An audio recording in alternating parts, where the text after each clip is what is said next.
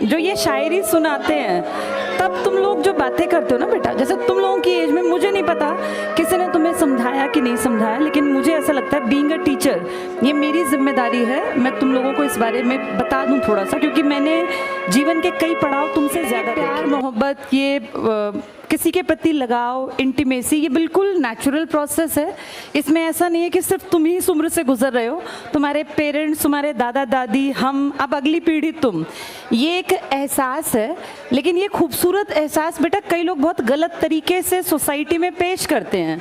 जैसे इंटीमेसी होना, किसी के प्रति लगाव होना, किसी को हम बहुत ज़्यादा पसंद करते हैं, ये खूबसूरती भरे एहसास हैं।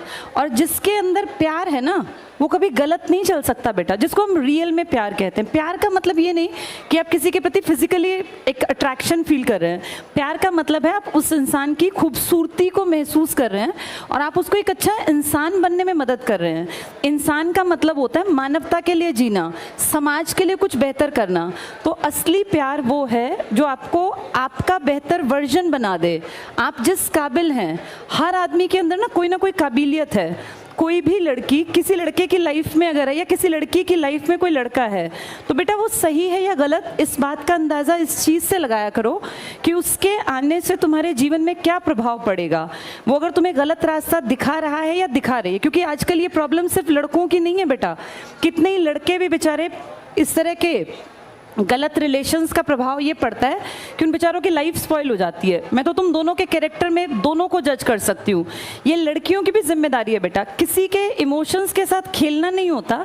किसी रिलेशन में अगर तुम आओ तो इस बात को मानो बेटा। अब देखो, बातचीत नहीं करो, ये बातें तुम्हारे माँ बाप कभी नहीं समझाएंगे जो गलत है। मेरी बेटी खुद भी बड़ी हो रही है, मैं अपनी बेटी को भी ये सलाह देती हूँ। तुम उससे बड़े हो इसलिए तुम्हें थोड़ा सा और डिटेल में बात कर रही हूँ। अपना जीवन साथी अपनी मर्जी से चुनना कतई गलत नहीं है। ये मैं तब कह रही हूँ जब मैं खुद एक बेटी की माँ हूँ, और ये मैं उसको भी कहती हूँ कि बेटा अपने आप को काबिल बनाना, इस काबिल बनाना कि अगर तुमसे ज़िंदगी में गलती हो भी जाए, कई बार ऐसा नहीं है, ऐसा बिल्कुल नहीं है कि इंसान गलती नहीं करता, हर इंसान गलती करता है। और बहुत पढ़े लिखे काबिल लोग भी कई बार जीवन साथी गलत चूज़ कर लेते हैं। तो इसका ये मतलब नहीं कि अपनी ज़िंदगी को नरक बना के काट दें, लेकिन जब आप अपने जीवन साथी का चयन करें तो इस बात का ध्यान रखें कि ये ज़िंदगी सिर्फ 2 दिन की नहीं है। आपको उस जीवन साथी के साथ अपने, जब आप सामने दिखाते हैं ना बेटा, जब हम किसी रिलेशन में होते हैं तो हम बेस्ट बन के दिखाते हैं। आप सबसे बेहतरीन कपड़े पहन के जाएंगे, आप पूरा स्मार्ट बन के जाएंगे, लेकिन जब आप घर में होंगे तो आपकी जो रियलिटी है उस इंसान को वो भी देखनी है कि आप घर में किस तरीके से रहते हैं, आपकी ज़बान कैसी, आप बातें कैसे करते हैं। तो इसलिए किसी रिलेशनशिप में जब आओ तो इस बात को समझ के आना कि ये 4 दिन निभाने का रिश्ता नहीं है, ये ज़िंदगी भर निभाना है। और इसके बाद आपकी जो अगली पीढ़ी तैयार होगी, आप दोनों के अंदर वो गुण होने चाहिए जो अच्छे इंसान हम समाज को देके जाएं। ये 4 दिन में किसी की शक्ल देख के कोई अच्छा लगना, या महज किसी के पास बाइक है या गाड़ी है इसलिए कोई अच्छा लगना, ये लड़के लड़की दोनों के लिए कह रही हूँ, ये ठीक नहीं है बेटा। ठीक ये है कि मैं खुद काबिल बनूं, ये सब लड़कियों के लिए लड़कों के लिए भी है। अपने आप को काबिल बनाओ। एक काबिल जीवन साथी अगर नहीं है, कोई काबिल कोई पैदा तो नहीं होता, सब बनते हैं। जब मैं और परिमल सर रिलेशंस में थे, अफेयर में थे, तो ऐसा नहीं है कि हम लोग सिर्फ ये फिल्मी बातें करते थे, हम दोनों साथ रह के पढ़ते थे। मैं मैथ्स में महाबुद्धू थी, मुझे मैथ्स कभी समझ नहीं आया। ये कहीं ना कहीं मेरा एक बचपन में एक डर बैठ गया था मैथ्स के टीचर का, जबकि मैं बाकी सब सब्जेक्ट्स में बहुत परफेक्ट थी। मेरे साइंस में 100 में से 95 नंबर थे। तब CBSE में 25 नंबर का इंटरनल पेपर होता था और 75 नंबर का बाहर का। मैं आपको ये बताना चाह रही हूँ कि जो कमज़ोरी थी ना, मैंने अपने, जब मेरा और सर का अफेयर था तो उस कमज़ोरी को बेहतरी बनाया। मेरे DSSB में 20 में से 20 नंबर का मैथ्स आता था, अभी भी 20 का ही आता है वहाँ, मेरे 12 नंबर आ गए थे, 12 या 14 के आसपास। मतलब जो लड़की 0 थी मैथ्स में, और मैं कभी मैथ्स करके ही नहीं आती थी, मुझे लगता था इसमें मुझे कुछ नहीं आना, उसमें मैंने अपने अफेयर के दौरान इतनी इम्प्रूवमेंट की कि मैं उस 0 से और 20 में से 12 या 14 तक पहुँच गई। ये बता रही हूँ आपको कि आप जिस रिलेशन में है ना, वो आपके बेस्ट को बाहर निकाले तो आप सही इंसान के साथ हैं। और अगर आप किसी भी लड़की के साथ हैं या किसी लड़के के साथ हैं जो आपको पढ़ाई से हटा रहा है, तो ये रिलेशन आपके फ़ायदे का नहीं है बेटा। कभी भी दो लोग जब एक रिश्ता उनके बीच में है तो उस रिश्ते में दोनों की बराबरी होनी चाहिए और वो दोनों का बेस्ट बाहर निकाले। ये लड़कों के लिए भी है बेटा। कई बार मैं देखती हूँ इस तरह के केसेस बहुत नॉर्मल है जिसमें लड़कियां जो हैं लड़कों का गलत तरीके से इस्तेमाल करती हैं, गिफ्ट्स लेती हैं, पैसे ले लेती हैं। मैं सिर्फ लड़कियों की बदनामी नहीं कर रही हूँ, लेकिन ऐसा भी है। ये तुम्हें भी देखना पड़ेगा कि हम जिस लड़की के साथ, और बेटा ये ना टाइम पास की चीज़ें नहीं होती, ज़िंदगी बार बार नहीं मिलती। ये 20 से लेके और 25 साल तक आपका करियर बिल्डिंग का भी टाइम होता है मेन, और इसी टाइम पे एक नेचुरल प्रोसेस है, आपको ऑपोजिट जो भी होगा वो पसंद भी आएगा। तो इस चीज़ में एक बैलेंस बना के चलना आपकी जिम्मेदारी है। लड़कियां किसी भी रिश्ते में तब बंधें जब वो उसको निभा सकें।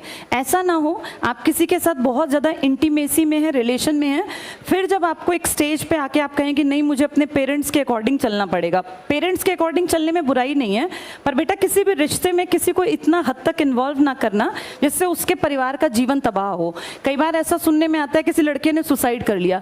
किसी लड़की के लिए मरने की किसी को ज़रूरत नहीं है, ना ही किसी, लड़कियां वैसे मरती भी नहीं है, लड़के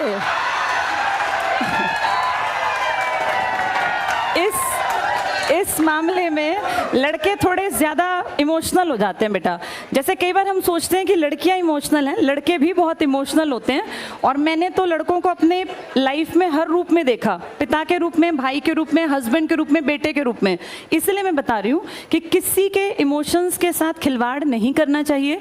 पहले ये कहानी सिर्फ लड़कों के बाट पर थी कि लड़के ऐसा करते हैं, लेकिन आज हम देखते हैं बहुत सारे रिलेशंस में लड़कियां भी गलत हैं।